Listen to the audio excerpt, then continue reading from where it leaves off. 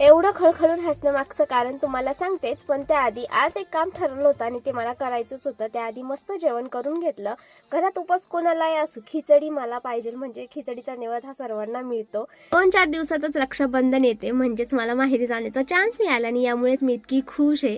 तर रक्षाबंधनसाठीच मला ना साडी सिलेक्ट करत होते मी, तर त्यातली ही एक साडी जी मी नेसलेली आणि हिचा पदर मला खूप आवडला होता. आता मी तुम्हाला दुसरी साडी दाखवते. ही येलो कलरची साडी आणि ही साडी पण ठीकठाकच आहे, पण आता तुम्हीच मला कमेंटमध्ये सांगा की मी कुठली साडी नेसायला पाहिजे आणि कोणती साडी मला जास्त छान दिसते. त्यानंतर मला देवशीला झोपायचं होतं, पण तिचे इतके नाटके सुरू होते ना, तिला झोपायचंच नव्हतं, म्हणून ती ना हे असे बस बस म्हणत होती. तिचं म्हणणं होतं की आईनी माझ्यासोबत खेळावं, मग तिला कसं बसं नादवलं, झोळीत टाकलं.